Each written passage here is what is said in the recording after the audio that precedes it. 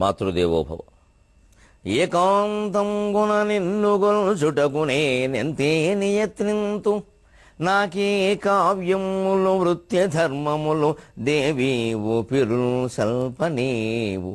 ఏ కోశంబున నా మనస్సు వినదు, ఇంకీ దారి గోదారేనా. తల్లి జగన్మాత, ఏకాంతంబున నిన్ను గొల్చుటకు నేనెంతే నియత్నింతు, నాకీ కావ్యములు వృత్తి ధర్మములు దేవీ ఊపిరులు సల్పనీవు. ఏ కోశమున నా మనస్సు వినదు, ఇంకీ దారి గోదారియైనా. కన్నందుకు నీకు తప్పదు గదా నన్నద్దరింజేర్పగన్.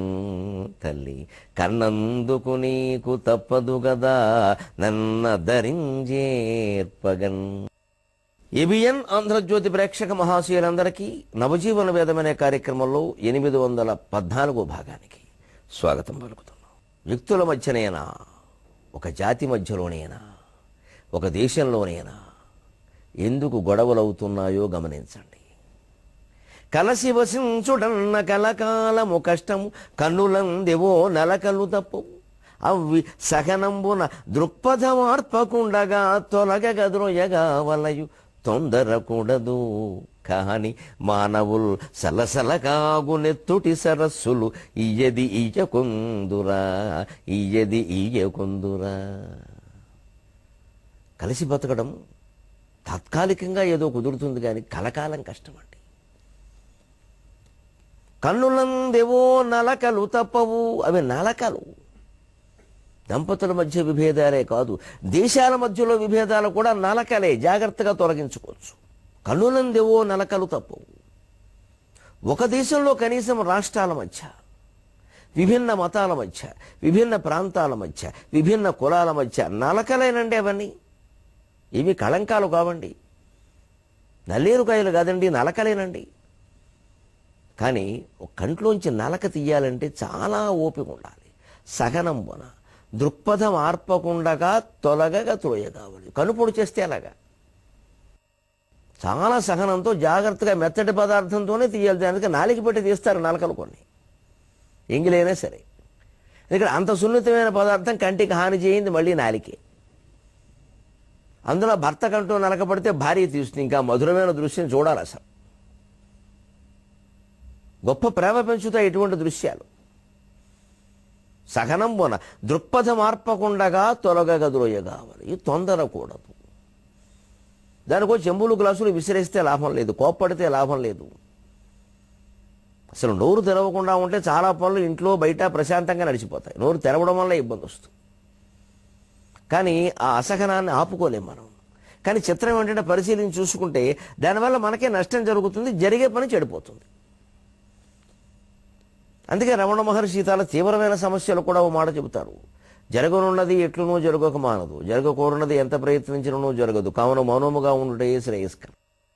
ఎందుకంటే ఎవరి జాతకాన్ని ఎవరూ మార్చలేరని జ్యోతిషశాస్త్రవేత్తలు చెబుతారు. కొంతమంది మళ్ళీ మేము మారుస్తాను వ్యాపారం చేస్తున్నారు. నువ్వు సలహా ఇచ్చి వదిలేయాలి, బాబు ఇది ఈ తత్వం ఇది, కాస్త నీ బుద్ధి ఇలా మార్చుకుంటే కొంచెం బాగుంటుంది. కాస్త ఉపశమనం కోసం ఏదో గుళ్ళోకి వెళ్ళి దండం పెట్టుకో, సరిపోతుంది. ఉపశమనం కోసం, అది ఉపశమనం కోసం అంతే. ఏదో స్పీడ్ బ్రేకర్ ఎలాగో ఉంటుంది, ఆ గొప్పు మన కోసం తీసారు. దారి గొప్పు, దారిలో ఇలా వేస్తారు గొప్పు, అక్కడ వేగం తగ్గించుకోవాలనే అర్థం. దానికి కాస్త ముందు నుంచే మనం దాన్ని నెమ్మదిగా నడిపించుకుని వాహనాన్ని నెమ్మదిగా వెళ్ళాలి. జాతకం అలాంటిదే, అది ఎలాగూ తప్పదు. అంతేకాని నాకు అడ్డంగా ఉందని గొప్పు తీసేస్తానంటే దాని ప్రయోజనం ఉండే వేశారు అక్కడ. అనుభవించవలసిన యోగం ఉండబట్టే కర్మఫలం వస్తుంది. దాన్ని అనుభవించక తప్పదు, మనం తొలగించుకోలేము. ఉపశమనం కోసం చెబుతారు. వీడేదో ఏడుస్తూ ఉంటే వీళ్ళు నువ్వులు దానవి 100 ప్రదక్షిణాలు చేయి, శివుడికి దండం పెట్టుకో. ఎందుకంటే ఈ దీంట్లో కాస్త అది మర్చిపోతాడు, ఆ శివానుగ్రహం కోసం ప్రార్థిస్తాడు, అటు భగవత్ శక్తులు కూడా కలుస్తాయి, వీడి ఆత్మవిశ్వాసం కాస్త పెరుగుతుందనే ఉద్దేశంతో వాళ్ళు చెబితే ఇక దానిలో పెద్ద వ్యాపారం చేసేసి పిచ్చి నమ్మకాలు వీళ్ళు పెంచుకుని మొత్తం జుట్టట్టుకుని వాళ్ళు లాగేసి రకరకాలు చేస్తుండదు. దీనికి అంతటికి కారణం స్వార్థం, అహంకారం, నా లాభం. దానికి మళ్ళీ పెట్టుబడులు పెట్టి వ్యాపారాలు, డబ్బులు ఇచ్చి కార్యక్రమాలు, ఆ డబ్బులు మళ్ళీ జనం దగ్గర వసూలు చేయడం, మొత్తం విషవలయం అయిపోయింది భక్తి సామ్రాజ్యం కూడా. ఇవి జాతకాల సమస్యలకి ఇవన్నీ మనం మార్చుకోవచ్చునండి నెమ్మదిగా ఉంటే. ఎటువంటి ప్రభావం, ఏ గ్రహం ప్రభావం ఎంతైనా ఉండనండి, నవగ్రహాల్లో ఏవి కూడా పార్వతీ పరమేశ్వరుల కంటే లక్ష్మీనారాయణుల కంటే గొప్పవి కావు. మీరు ఏ దేవతా రూపాన్ని ఆరాధించినా మంచిదే, ఆ రూపం కంటే ఇవేవి గొప్పవి కావు. కాస్త ప్రశాంతమైన ధ్యానంతో దాన్ని తొలగించుకోవచ్చు, తగ్గించుకోవచ్చు.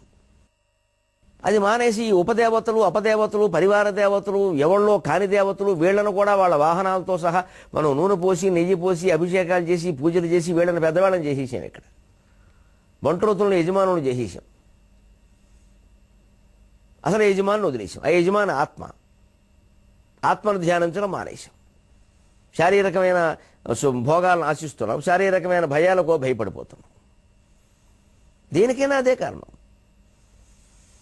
తొలకగతులు కావలయు తొందరకూడదు. కానీ మనుషులు ఎలాంటి వాళ్ళు? సలసల కాగు నెత్తుడి సరస్సులు. అబ్బబ్బబ్బ, మండే కాసారాలండి బాబు. సలసల కాగిపోతూ ఉంటారు. దేనికి ఆగలేరు, దేనికి తట్టుకోలేరు. వెంటనే జరిగిపోవాలి, తనన్నట్టే జరిగిపోవాలి. లేకపోతే ఏదో బద్దలు కొట్టేస్తాం, లేకపోతే వాళ్ళ బుర్రే బద్దలు కొట్టేసుకుంటారు. ఇయ్యది ఇయ్యకుందురా. అందుకే అమెరికాలో విభేదాలు వచ్చాయి. ఉత్తర అమెరికా వేరు, దక్షిణ అమెరికా వేరైంది. ఇప్పటికీ ఉత్తర అమెరికా అని వాడుతూ ఉంటారు. ఒక దేశం అయ్యాక ఉత్తర అమెరికా ఏమిటి, దక్షిణ అమెరికా ఏమిటి? ఉత్తర భాగంలో పద్ధతులు వేరు, దక్షిణ భాగంలో వేరు, అసలు జాతులే వేరు.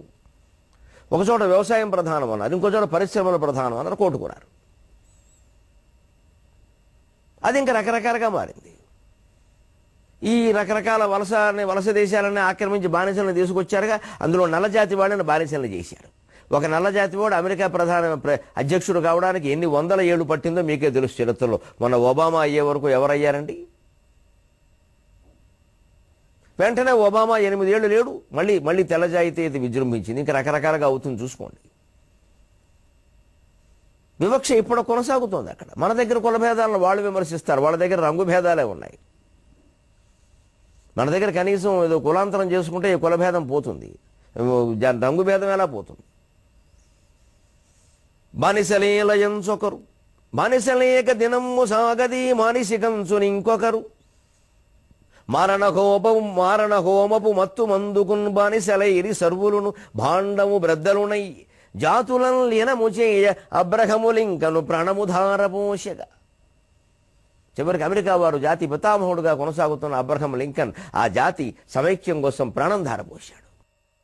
మన దగ్గర గాంధీని కోల్పోయాం, వారు లింకన్ను కోల్పోయారు. ఎంత దుర్మార్గం అండి!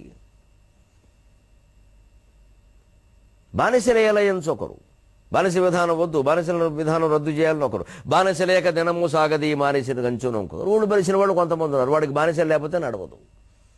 వాళ్ళ ఇంట్లో ప్రతిదానికి ఒక వెట్టి చాకరీ చేసే బానిస ఒకడు ఉండాలి. వాడు జీతం అడగకూడదు, పెట్టింది తినాలి, ఇచ్చింది కట్టుకోవాలి. ఇది పోనప్పుడు ఇంగ్లీష్ వాడు మన బానిసలను చేశాడని బాధపడడం ఎందుకు? మనం ఇంకోళ్ళని బానిసలను చేయడం తప్పు కానప్పుడు ఇంగ్లీష్ వాడు మన బానిసలను చేయడం తప్పు ఎలా అవుతుందండి? వాడు కోపుకుంది, వాడు చేశాడు. మనం బలహీనంగా కనిపించినటువంటి లేన్నో కోన్నో మెడ కోసేసి శుభ్రంగా పండగ నాడు వండుకొని తినడం తప్పు కానప్పుడు మన ఎవడో ఊసకోతకొస్తే తప్పే ఉందండి? వాడు కోపుకుంది, వాడు కోశాడు. మనకంటే కింది కులాలు అనుకునే వాటిని మనం అణగదొక్కడం తప్పు కానప్పుడు మనకంటే పై కులాలు, మనకంటే డబ్బున్న కులాలు మన అణిచేస్తే తప్పే ఉందండి? మనం చేసిందే వారు చేశారు. ఇలా ఆలోచిస్తే సమస్యలన్నీ బద్దలైపోతాయండి, ఉండవండి. అంత ఆలోచన ఎక్కడది? ఎవరైనా వారు పడిన బాధల గురించి చెప్పమంటే 3 గంటలు చెబుతారు. అయ్యా మీరు పెట్టిన బాధలు చెప్పండి ఎవరినైనా అంటే, నాకు అసలు తెలియదండి, మా ఇంటా వంట లేదండి. అబ్బా, ఎవరిని బాధ పెట్టకుండా ఎంత వాడయ్యాడైనా చెప్పడండి. ఆశ్చర్యం, దేవుడి దగ్గర కూడా చెప్పడండి. నా పాపాలన్నీ పోయేలా చేయండి, ఏ పాపమో చెప్పడండి. ఓ నెంబర్ ఇచ్చి చెప్పమన్న పాపాలను చెప్పరండి. అవమానం. తెలియకుండా ఏవో చేస్తుంటే తెలియకుండా ఏం చేయాలో తెలిసే చేశాం, అన్నీ తెలుసు మనస్సుకి, చెప్పరు. దేశంలో అవినీతిని గురించి గంటలు మాట్లాడతారు, మన ఇంట్లో జరిగేదాన్ని మాట్లాడరు, మనం చేసేదాని గురించి మాట్లాడరు. ఏదో బెల్లంపేటల కోసం 100 కోట్లు అవసరమా? ఏ పెళ్ళాం 100 కోట్లు తెమ్మని వీధిలో కూర్చున్నది? మన స్వార్థం కోసం మనం వేషం వేయడం, బెల్లంపేటల మీద గెంటేయడం. ఈ దేశంలో స్త్రీలు ఎవరు అంత దుర్మార్గం చేయమని చెప్పరు పురుషులకి. మనం కావాలని చేయడం, వాళ్ళ మీద గెంటేయడం. ఇదే మొత్తం జరుగుతున్న. తాను పరిశీలించుకోడు, తనలో తాను రవంత మారడు. జగత్తత్వంబు మార్పంగా అతని సంసారము సంపదలు సమయము సర్వతత్వార్థ విజ్ఞానమును వెనుకను ముందల జోడ అర్పణము గావించను మహామూర్ఖుడు. పెద్ద బ్రహ్మాండమైన వేదికలెక్కి ఉపన్యాసాలు. మేము కొత్త సంస్థ పెడుతున్నాం, మీరు అందరూ చేరండి, దేశం ఇందువల్లే వెనకబడిపోయింది, మనం ఈ ట్రస్ట్ పెట్టి ఈ సంస్థ పెట్టి దేశాన్ని ఉద్ధరించాలి. ఏమీ లేదు ఇంకా నల్లడబ్బు అందులో దాచేయడానికి. 32,000 స్వచ్ఛంద సంస్థలు ఉన్నాయట దేశం మొత్తం మీద, 32 లక్షలు దేశం మొత్తం మీద. అందులో 3 లక్షల సంస్థలు కూడా ఇన్కమ్ ట్యాక్స్ని చూపించలేదు, ఆదాయ పన్ను వివరాలు దాఖలు చేయాలి. అంటే మోసమేగా జరుగుతున్నది. అంటే వెంటనే ఇంకోళ్ళ కింద మనం బానిసలయ్యామని కొట్టుకుని లింకన్ నాయకత్వంలో ఇతర జాతీయ వీరుల నాయకత్వంలో ఏకమై విగ్రహమే కదిలినట్టుగా ఉద్యమం చేసి బ్రిటిష్ వారి నుంచి స్వాతంత్రం పొందిన వెంటనే మళ్ళీ బానిస విధానం ఉండాలనొకరు, బానిసలు వద్దనొకరు. ఎందుకు ఉండాలి విధానం? బానిసలేలయంచొకరు, బానిసలేక దినము సాగది మానిసి కంచుని ఇంకొకరు. ఎలా సాగుతుందండి? పూర్వం నుంచి ఉన్నది. అక్కడ పూర్వాచార సంప్రదాయాలు వచ్చేస్తాయి. మనకు అవసరమైన చోట పూర్వాచారం వచ్చేస్తుంది. మనకు అవసరం లేకపోతే అవన్నీ ఇప్పుడు కుదురుతాయండి, అన్నీ మన అవసరాన్ని బట్టే. భాండం మారణ హోపపు మత్తు మందుకుని బానిసలయ్యారు. పోనీ నిజానికి వాళ్ళు బానిసలో కాదో పక్కన వీళ్ళు బానిసలయ్యారు మారణ హోమానికి మత్తు మందుకి. అసలు దెబ్బలాడుకోవడం అంటే మనలో చాలామందికి ఎంత సరదాయో. గంటలు గంటలు దెబ్బలాడతాం. మౌనంగా ధ్యానంతో శాంతిగా ఉండాలంటే 2 నిమిషాలు కష్టమైపోతుందండి. మాట్లాడమంటే 3 గంటలు మాట్లాడతాడు ఒక్కొక్కడు. 2 నిమిషాలు 3 నిమిషాలు మౌనంగా ఉండాడు. గంటకో నిమిషం చెప్పిన 3 నిమిషాలు అలా ఉండవయంటే ఉండలేడు. అందుకే నాకు ఒక్కోసారి అనిపిస్తుంది, చైతన్య పదార్థాల్లో ఉండే చిచ్చక్తి కంటే జడ పదార్థాల్లో ఉండే జడశక్తే గొప్పది అమ్మవారిది. అది మాట్లాడదు, హాయిగా ఉంటుంది, అలాగా ఏం చేసినా పడుతుంది.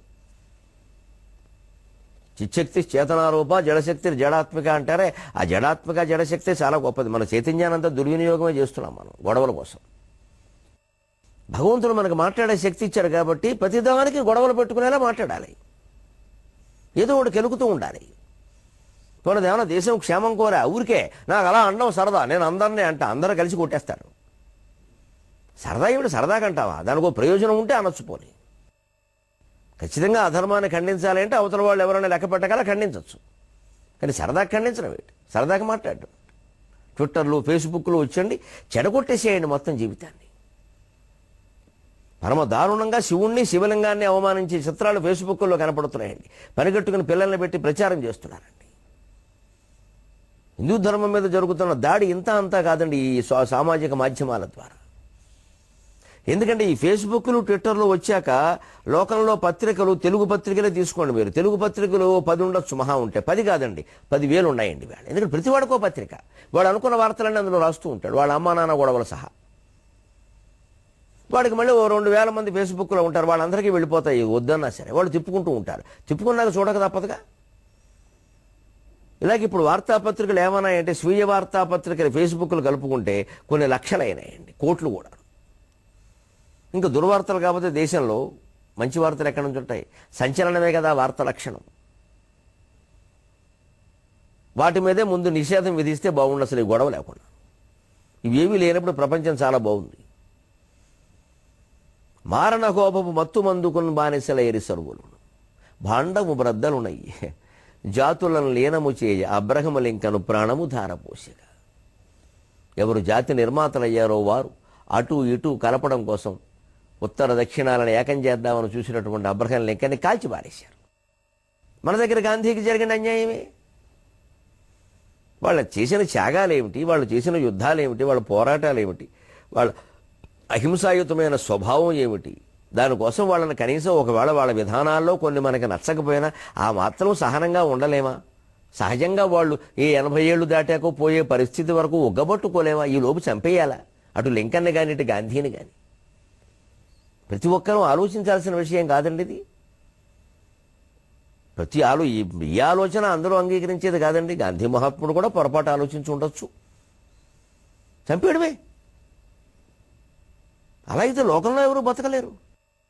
మహోద్యమకారుల్ని, జాతికి మేలు చేసిన వాళ్ళని, జాతిపితలు అనదగిన వాళ్ళని అక్కడ ఇక్కడ కూడా అలా జరిగితే ఇంకా ఈ దేశం ఆ దేశం ఏముందండి? ప్రపంచం అంతా ఒకటే. అందుకే కవి ఈ మొత్తం చరిత్రను సముద్రం చేసి చెప్పిస్తున్నాడు. మొదట నది చేత చెప్పిద్దామని ఆలోచించాను నేను. గోదావరి నది తీసుకుందాం, కృష్ణానది, ఆంధ్రప్రదేశ్ సముద్ర తీరం అనుకున్నా. కానీ అవి అక్కడ ఆ ప్రాంతపు కథలే చెప్పగలవు, విషయం అంతా చెప్పలేవు. అందుకే సముద్రాన్ని తీసుకున్నాను. సముద్రం చెప్పలేని విషయం లేదు, దాచలేని విషయం కూడా లేదు. సముద్రం అన్నీ దాస్తుంది, ఏదైనా చెబుతుంది.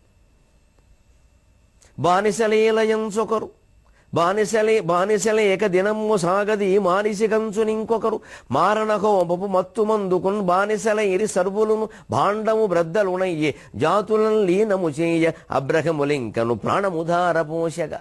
బ్రిటిష్ వాళ్ళు ఏడిపించారని పేరు, వాళ్ళ నుంచి స్వతంత్రం పొందిన జాతులు ఇప్పుడు ఏమైనా ప్రశాంతంగా ఉన్నాయా?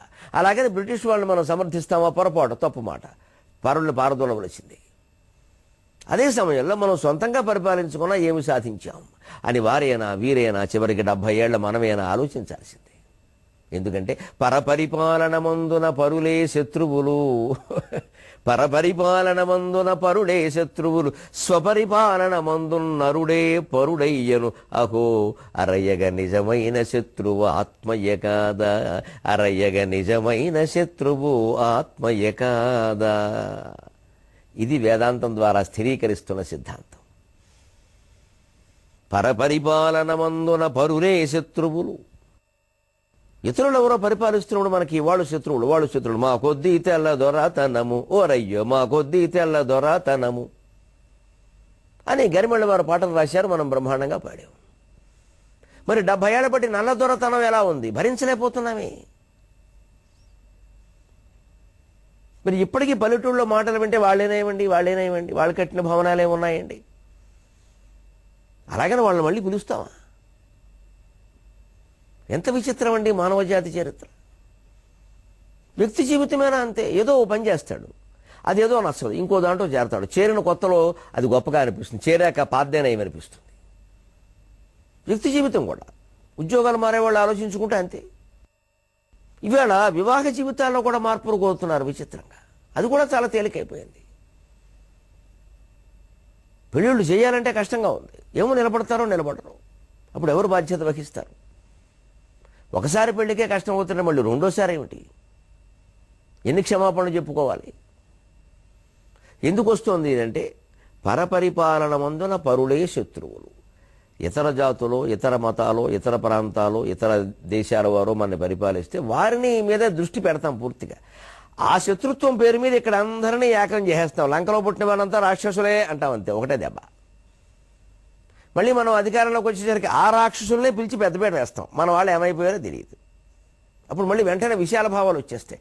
ఎవరైతే ఏముందండి, కళకి, కవిత్వానికి, నిర్మాణానికి, శిల్పానికి, ఆధ్యాత్మికతకి అందరూ ఒకటే కదండి. మరి ఇదివరకు ఈ గొడవ ఉంటే అసలు ఈ గొడవలే లేకపోయామేమో.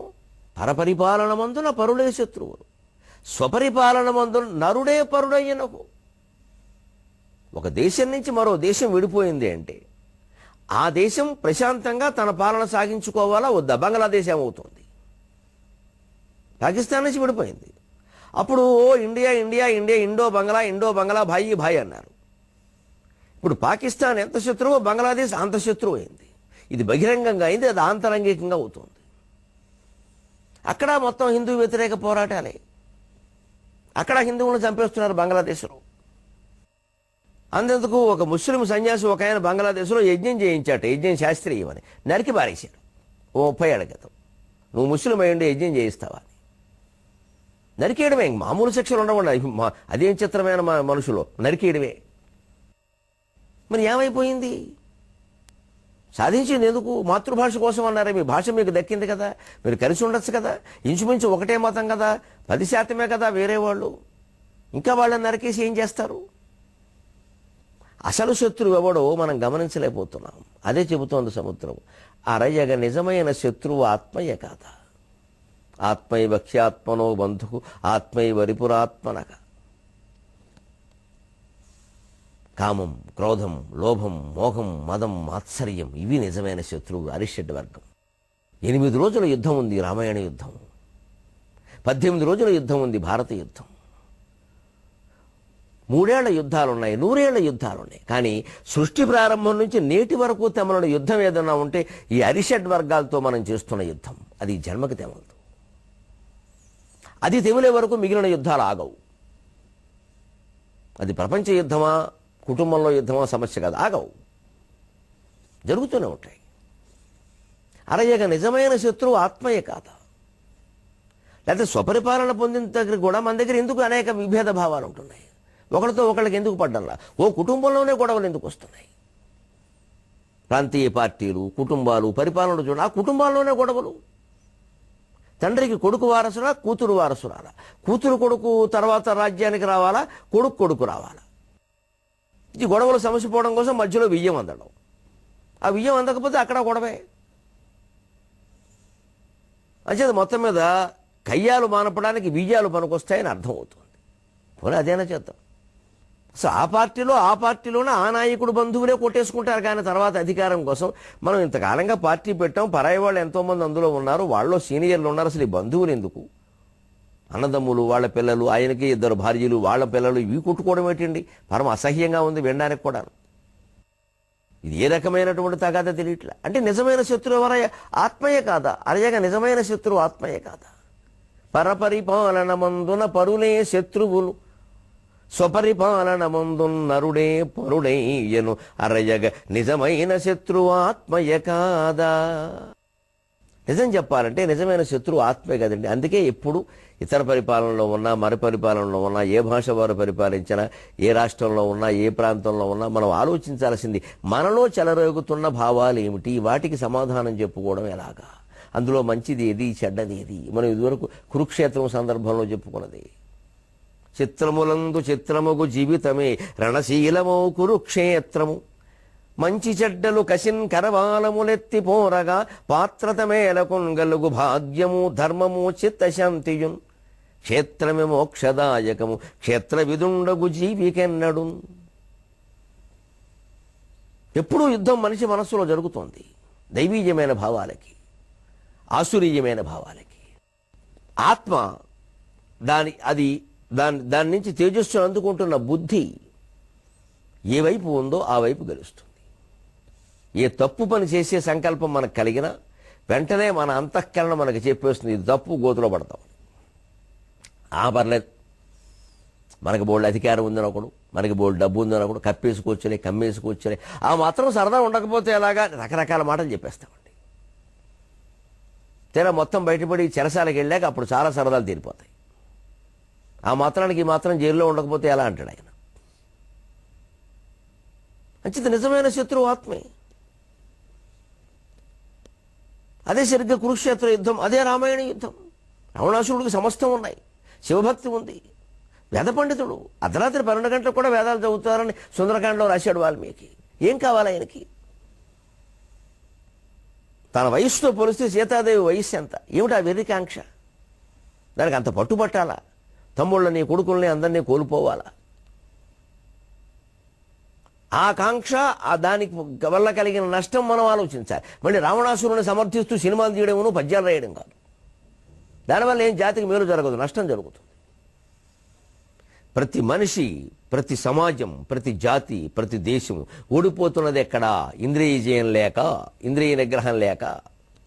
ఆ ఇంద్రియ నిగ్రహం మండోదరకు ఉన్నట్టుగా రావణాసురుడికి లేదు. సీతారాములు ఇద్దరికీ ఉంది. రావణాసురుడికి లేదు, మండోదరకు ఉంది. అదే తేడా. కుంభకర్ణుడుకున్నపాటి మేఘనాథుడుకున్నపాటి ఇంద్రియ నిగ్రహం కూడా రావణాసురుడికి లేదు. భానుమతీదేవికున్న నిగ్రహం దుర్యోధనుడికి లేదు. ఇదే తేడాలు.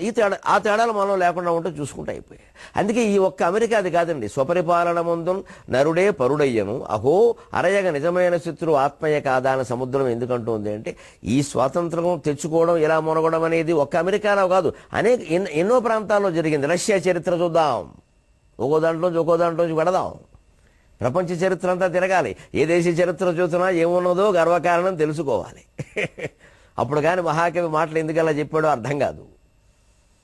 ఇక రష్యా చరిత్ర, వాళ్ళని ఇంగ్లీష్ వాళ్ళు పరిపాలించారండి, ఇతర జాతులు పరిపాలించేయండి. చక్రవర్తులు భోగాలు అక్కడ అనుభవించారండి, ఫ్రెంచ్ రాజుల్లాగే. అక్కడ తిరుగుబాటు వచ్చిందండి. జారు చక్రవర్తి స్వార్థభోగములకై జారు చక్రవర్తి తీరుగాగా. జారు చక్రవర్తులు అంటారు. వారు దిగజారిపోయి పరిపాలించారు, పేరుకు దిగనట్టి. జారు చక్రవర్తి స్వార్థభోగములకై జారు చక్రవర్తి తీరుగాగా, రాజుగూంచి వైచి రష్యా ప్రజావళి సామ్యవాదమందు సాగలేదే. రాజుగూంచి వైచి రష్యా ప్రజావళి సామ్యవాదమందు సాగలేదే. జారు చక్రవర్తి, వాడు స్వార్థభోగాల కోసం జారిపోయే చక్రవర్తి అయ్యాడు. చక్రవర్తి అంటే పంది అని కూడా అర్థం. పందిలా తయారయ్యాడు. రాజభోగాల కోసం ప్రజల్ని ఏడిపించుకు తినడం. నెపోలియన్ రాజు, మన ఫ్రెంచ్ రాజుల్లాగే. అంతే ప్రజలు తిరగబడ్డారు. అంతేకాదు అప్పుడు సరిగ్గా సామ్యవాద సిద్ధాంతాలు వచ్చాయి, సామ్యవాదాన్ని స్థాపించుకున్నారు. ఇక ఆ సామ్యవాదం రావాల్సిన అవసరం ఎందుకు వచ్చిందో, అందులో ఉండే గొప్ప విషయాలు ఏమిటో, దానివల్ల రష్యాకి జరిగిన మేలేమిటో కీడేమిటో వరుసగా 3-4 భాగాల్లో మనం నిష్కల్మషంగా, నిష్పక్షపాతంగా, నిస్సంకోచంగా తెలుసుకుందాం. అంతవరకు తెలుగులో మాట్లాడదాం.